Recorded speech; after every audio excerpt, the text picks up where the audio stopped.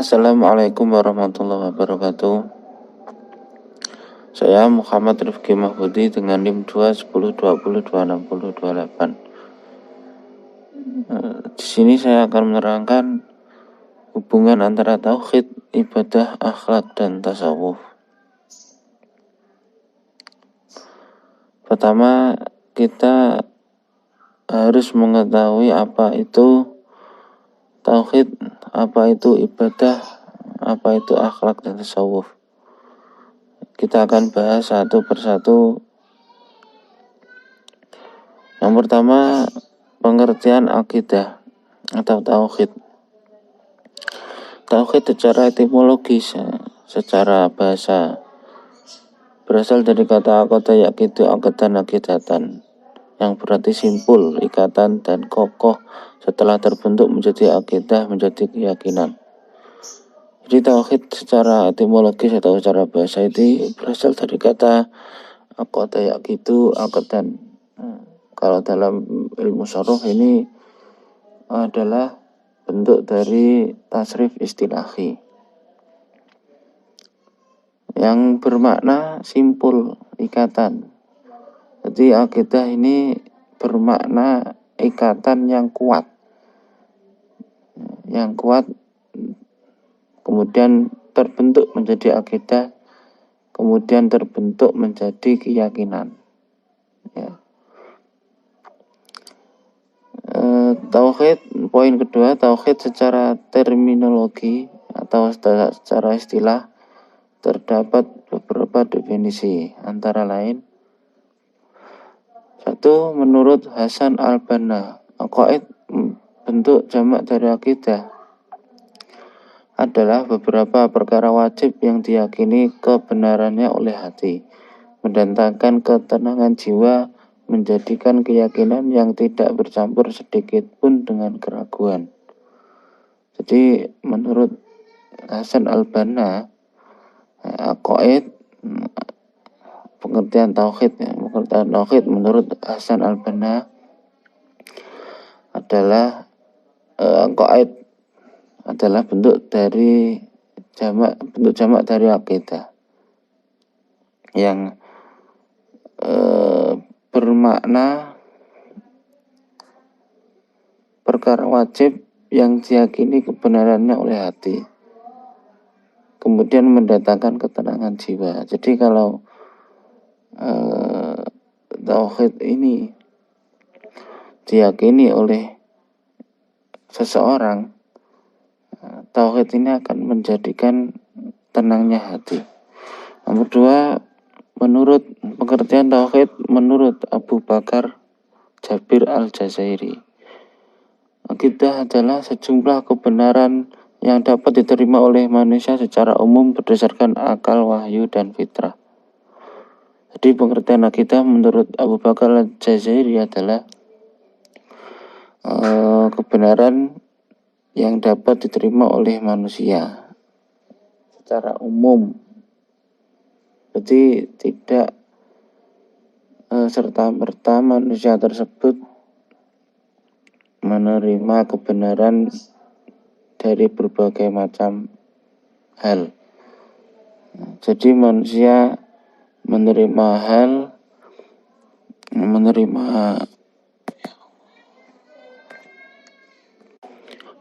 kebenaran secara umum berdasarkan akal, wahyu, dan fitrah. Ruang lingkup pembahasan akidah. Nomor 1, ilahiyat. Segala sesuatu yang berhubungan dengan ilahi. Contoh ya, sifat wajib Allah, sifat mustahil Allah, dan lain sebagainya. Nomor 2, nubuwat. Segala sesuatu yang berhubungan dengan Nabi dan Rasul. Seperti contoh sifat Nabi, sifat wajib Nabi, sifat mustahil Nabi, sifat jaiz Nabi, dan lain sebagainya. Nomor 3, ruhaniyat, yaitu segala sesuatu yang berhubungan dengan alam gaib atau metafisik seperti malaikat, jin, syaiton, roh, dan lain-lain. Nomor 4, sam'iyat. Segala sesuatu yang bisa diketahui melalui sam'i, dalil nakli dan dalil akli. Dalil nakli itu dalil yang dikutip dari Al-Quran dan hadis. Sedangkan dalil akli, dalil yang menurut pemikiran kita. Pembahasan akidah juga bisa mengikuti sistematika arkanul iman, yaitu nomor 1, iman kepada Allah dengan cara meyakini bahwa Allah itu wujud atau ada. Nomor 2, iman kepada malaikat Allah. Malaikat yang wajib diyakini oleh mukallaf hanya ada 10, yaitu Jibril, Mikail, Israfil, Israel, dan seterusnya. Nomor 3, iman kepada kitab-kitab Allah. Kitab-kitab Allah yang wajib kita imani ada 4, Taurat, Zabur, Injil, Al-Quran. Arkanul iman yang keempat ialah iman kepada Rasul-Rasul Allah. Rasul-Rasul Allah yang wajib diyakini oleh mukallaf ada 25. Mulai dari Nabi Adam, Idris, sampai Nabi Muhammad SAW. Nomor 5, iman kepada hari akhir atau hari kiamat. Arkanul iman yang keenam, yang terakhir adalah iman kepada qada dan qadar Allah. Qada dan qadar Allah ini adalah ketetapan atau ketentuan dari Allah Subhanahu wa ta'ala yang diberikan kepada seluruh makhluk Allah. Selanjutnya, pengertian ibadah atau syariat. Ibadah secara etimologis berarti merendahkan diri serta tunduk. Cara bahasa, ibadah bermakna rendah diri, tunduk. Kita tidak boleh meninggikan kepala atau sombong terhadap Allah. Poin yang kedua, menurut istilah. Ibadah menurut istilah terdapat beberapa definisi, yaitu ibadah ialah taat kepada Allah dengan melaksanakan perintahnya melalui lisan para rasul. Jadi Rasul diutus di bumi ini untuk menyampaikan perintah-perintah Allah yang wajib kita laksanakan. Itu pengertian ibadah.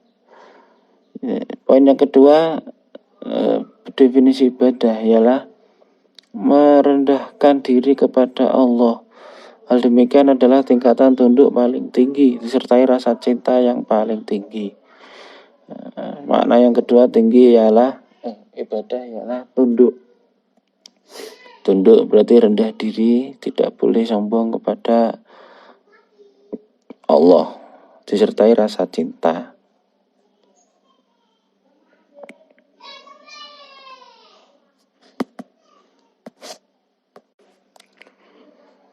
Selanjutnya, syariat Islam diturunkan kepada manusia mempunyai tujuan yang sangat mulia, yaitu nomor 1,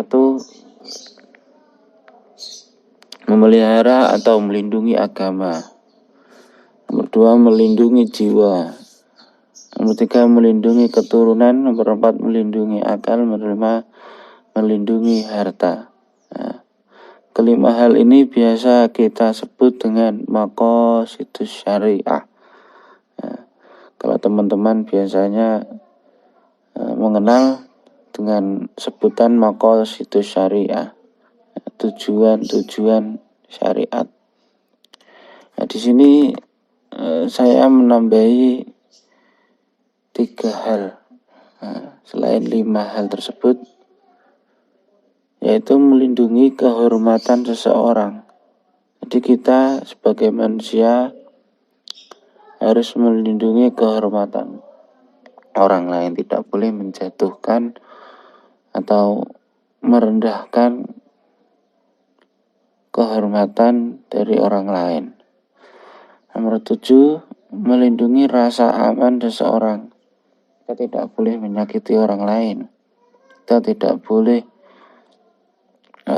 mengolok-olok orang lain yang hal tersebut bisa menyebabkan rasa sakit secara fisik maupun secara batin. Nomor 8, yang terakhir melindungi kehidupan bermasyarakat dan bernegara. Kita sebagai manusia harus mempunyai rasa sosial yang sangat tinggi terhadap tetangga kita, terhadap masyarakat, dan lain sebagainya. Kemudian pengertian akhlak. Pengertian akhlak atau tasawuf. Akhlak adalah manifestasi iman, ihsan, dan Islam yang merupakan refleksi sifat dan jiwa secara spontan yang terpola dalam diri seseorang, sehingga dapat melahirkan perilaku secara konsisten dan tidak tergantung pada pertimbangan berdasar interest tertentu. Akhlak, pengertian akhlak yaitu bentuk atau gambaran dari iman, ihsan, dan Islam. Ya. Jadi kalau kita mempunyai iman, ihsan, dan Islam, kita akan memunculkan sifat akhlak atau sifat tasawuf ini. Jadi kalau mukallaf, jadi kalau orang manusia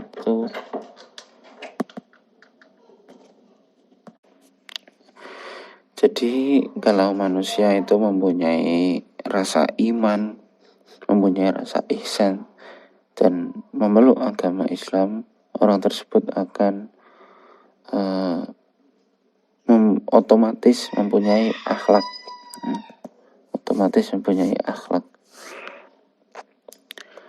Selanjutnya, menurut Tafazani, atau beliau adalah pengamat dan peneliti tasawuf, dalam bukunya yang bernama Pengantar Tasawuf Islam, ada 5 ciri-ciri tasawuf Islam. Yang pertama, memiliki nilai-nilai moral. Orang yang mempunyai rasa tasawuf Islam akan mempunyai yang namanya moral. Jadi akhlaknya baik, perilakunya baik, kata-katanya baik, dan lain sebagainya. Yang kedua, ciri-ciri tasawuf Islam, pemenuhan fana atau sirna dan lenyap dalam realitas mutlak. Jadi ciri-ciri tasawuf Islam, orang itu kalau punya rasa tasawuf, orang tersebut akan pendiam, menjadi pendiam, tidak banyak ngomong, karena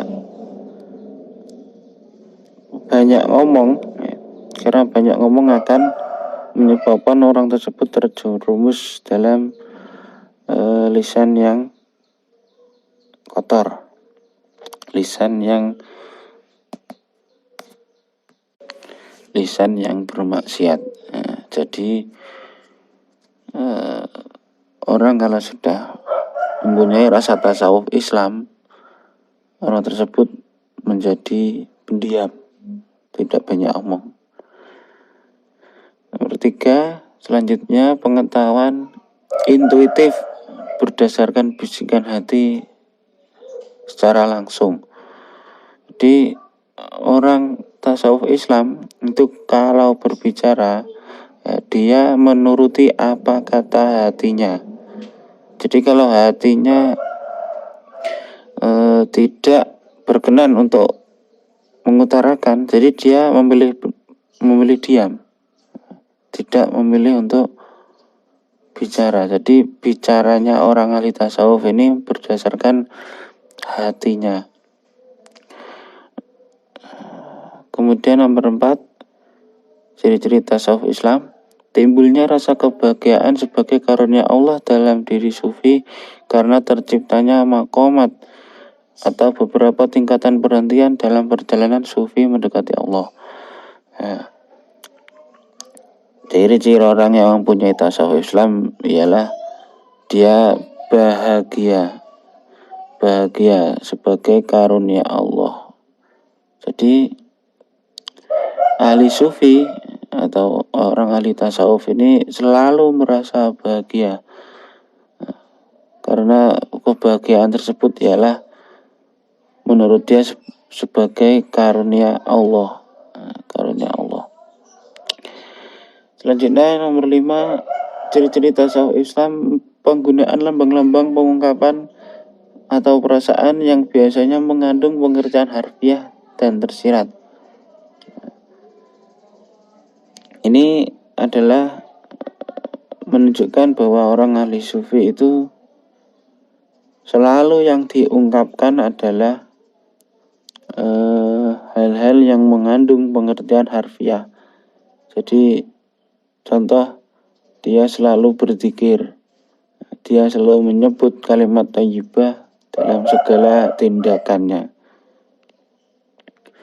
Selanjutnya, hubungan antara akidah atau tauhid, ibadah atau syariat dan akhlak.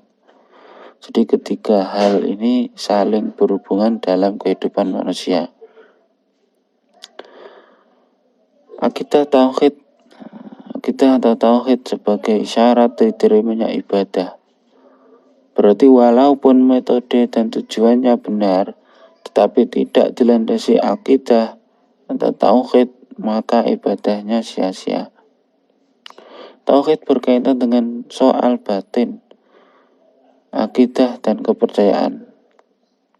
Sedangkan syariah bertautan dengan hukum perbuatan lahir, ahkam amaliyah dan sangat erat dengan fikih. Jadi akidah dan akhlak ini dengan hal-hal batin kita, hal-hal batiniah kita, mengatur hal-hal batiniah kita agar supaya tidak terjerumus ke dalam hal-hal yang rusak. Jadi akidah dan akhlak ini mengurusi batin kita. Kalau syariat ini mengurusi atau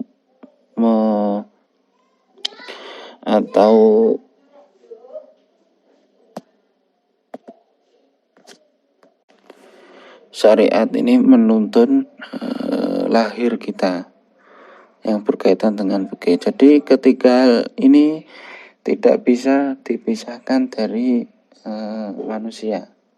Ini adalah inti pembahasan kita. Ya. Antara akidah, ibadah, dan akhlak ini ketiga-tiganya tidak bisa dipisahkan. Artinya ketiga-tiganya ini harus saling berkolaborasi dalam ibadah kepada Allah. Di samping itu kita harus mengetahui hak kita sebagai hamba dan Allah sebagai Khalik atau pencipta. Terima kasih dari saya.